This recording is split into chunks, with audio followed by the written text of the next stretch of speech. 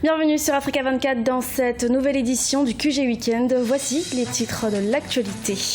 Ouverture ce dimanche du 27e sommet de l'Union africaine à Kigali au Rwanda, avec pour thème principal le respect des droits humains et particulièrement ceux des femmes.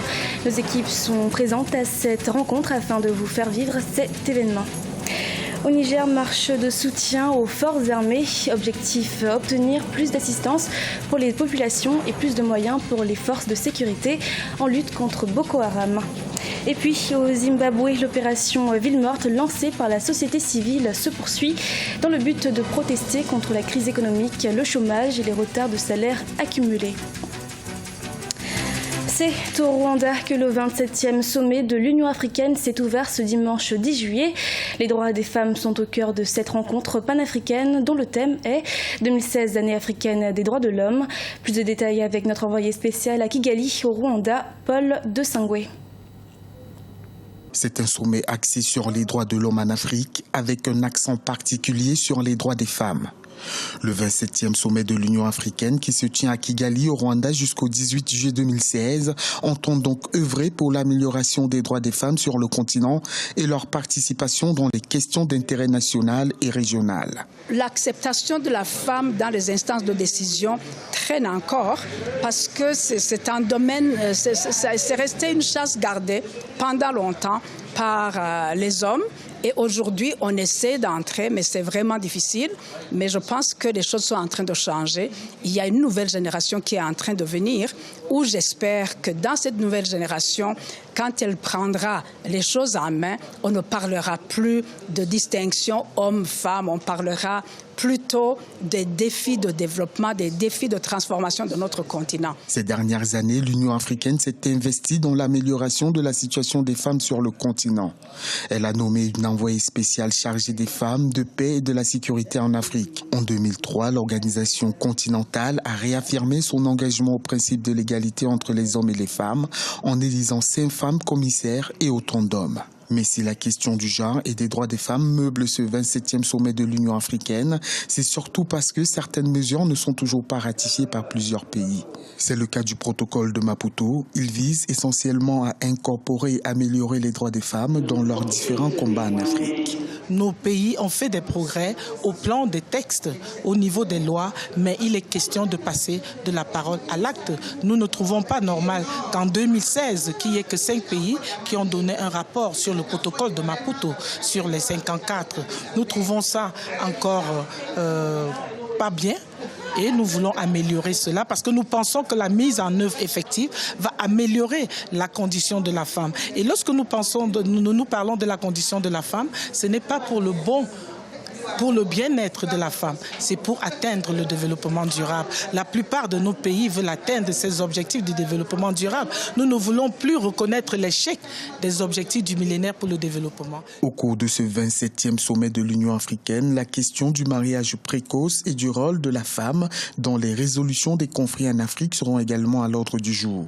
La conférence des chefs d'État et de gouvernement se tiendra les 17 et 18 juillet 2016.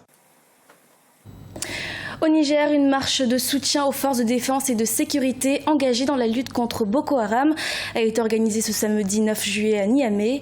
Objectif de cette manifestation de la société civile, demander plus d'assistance pour les populations et plus de moyens pour les forces de défense en lutte contre la nébuleuse terroriste.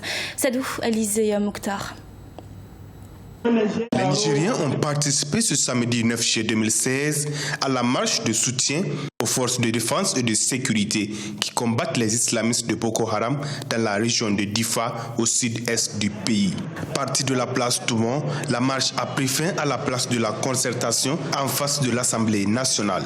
Tout au long de ce trajet d'environ 3 km, les manifestants scandaient des slogans hostiles à Boko Haram mais encourageants à l'endroit des forces de défense et de sécurité. Partout au Niger, nous marchons contre Boko Haram, nous marchons contre le terrorisme, nous marchons pour dire non à à l'extrémisme religieux, non au radicalisme. Mais aussi, nous allons saisir l'occasion pour demander à la communauté internationale de veiller sur les populations déplacées qui sont des milliers, voire près de 280 000 aujourd'hui qui attendent l'aide humanitaire. Selon les autorités nigériennes, la région de Difa abrite plus de 250 000 réfugiés et déplacés, dont des milliers vivent aux dépens d'une population locale déjà très pauvre. La société civile demande plus d'assistance pour les populations de cette région et plus d'équipements pour les forces de défense et de sécurité en lutte contre Boko Haram. Notre action de ce matin serait vaine si elle ne s'accompagne d'initiatives de gestion et de sortie de cette crise sécuritaire et humanitaire. Dans cette optique, les initiatives à développer doivent prendre en compte les aspirations des populations locales qui se résument à l'accroissement de l'assistance humanitaire en vue de satisfaire les besoins de base, à savoir eau potable, alimentation et santé, mais aussi de créer les conditions pour l'éducation de tous les enfants dans la région de Difa.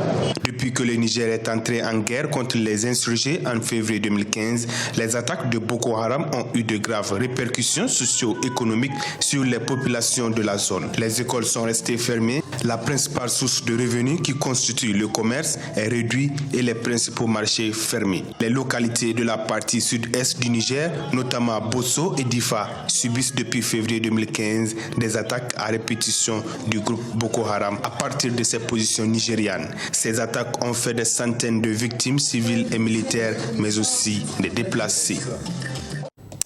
Boko Haram qui sévit au Nigeria, 19 personnes sont décédées lors d'affrontements ce samedi entre la nébuleuse terroriste et l'armée nigériane dans le nord-est du pays. Rappelons que l'insurrection de Boko Haram au Nigeria, lancée en 2009, a fait plus de 20 000 victimes et contraint plus de 2,6 millions de personnes à fuir leur foyer. Également dans l'actualité, afin de lutter contre la crise économique, le chômage et les retards de salaire accumulés, les Zimbabwéens ont initié le mouvement de ville morte baptisé 10 Flags. Objectif, attirer l'attention du gouvernement pour de meilleures conditions de vie au Zimbabwe. Idolette Mirabel Bissot.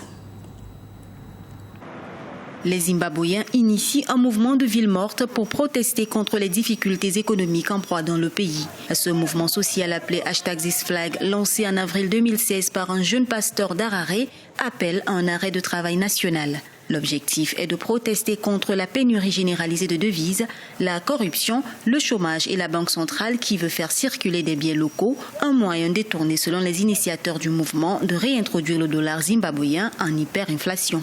Ce gouvernement ignore la détresse des citoyens et les gens ont bien dit cela n'aura aucun impact. C'est un gouvernement qui ne respecte rien. La seule chose que vous devez comprendre, c'est qu'au contraire, cette situation unit les citoyens. Pour la première fois depuis très longtemps, nous faisons quelque chose ensemble. Une sécheresse dévastatrice a aggravé les difficultés économiques, y compris le chômage élevé, alors qu'une pénurie de liquidités a provoqué la colère des citoyens du Zimbabwe. La manifestation du mouvement #ThisFlag depuis le 6 juillet 2016 a coïncidé avec une grève des médecins, des enseignants et des infirmières dont les salaires avaient été retardés, ce qui a conduit à l'arrestation de 95 personnes. Le Zimbabwe n'a plus connu pareil mouvement de protestation depuis la manifestation d'avril 2007. Je ne suis pas du tout contente puisque je travaille comme indépendante et chaque dollar est important. Je suis également préoccupée par la violence.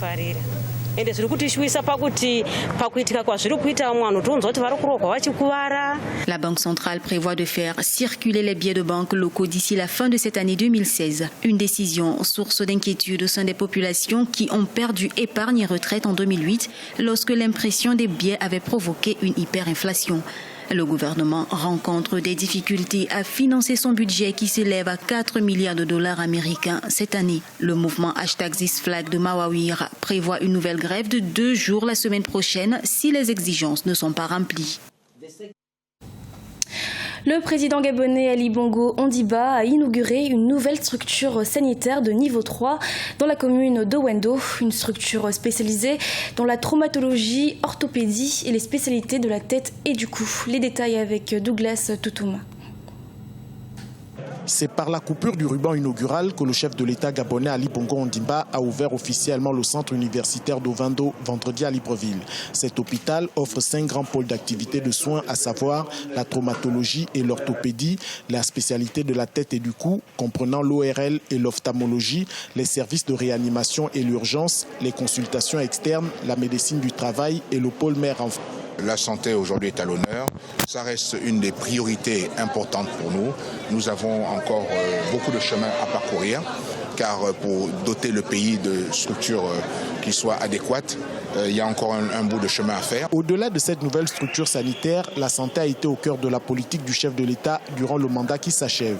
C'est dans cette optique que le patron de ce département entend tout mettre en œuvre pour garder le cap et consolider les acquis. Centre hospitalier universitaire Ovendo vient s'inscrire avantageusement au sommet de la pyramide des structures de santé, aux côtés des réalisations précédentes que sont le CHU de Libreville et celui d'Angondje. Situé au sud de Libreville, le CHUO vient pallier le déficit de structures sanitaires constaté dans la commune d'Ovendo. À ce jour, le CHUO comptabilise 3000 consultations pour 450 hospitalisations et un taux d'occupation litière de 76%. Le centre hospitalier universitaire d'Ovendo a une capacité de 120 lits, dont 57 pour l'orthopédie traumatologie, 25 pour la gynéco-obstétrique, 19 pour le pôle tête et cou, 10 en réanimation, 10 aux urgences. Le service de néonatologie est doté de 7 berceaux et 2 couveuses, dont une de transport. Le CHUO compte au total 533 agents. Le Gabon compte à ce jour 5 structures hospitalières de niveau 3, à savoir le CHU de Libreville, l'Institut de cancérologie d'Angondje, le CHU d'Ovendo, le centre hospitalier Amissa Bongo de Franceville, le CHU Jean Nebori, une structure encore en construction et qui sera spécialisée dans la médecine mère-enfant. Mais avant de refermer ce journal, le défenseur de Liverpool, Mamadou Sakho, a été blanchi par l'UEFA, l'Union européenne des associations de football, ce vendredi. L'international français d'origine sénégalaise avait été mis en cause après un contrôle antidopage positif suite à l'usage d'un brûleur de graisse. Le défenseur de 26 ans avait dû alors se résoudre à une suspension à titre conservatoire le 28 avril dernier. C'était le journal de la rédaction. Nous vous remercions de votre fidélité. Et dans quelques instants, une nouvelle édition de l'actualité sur Africa 24.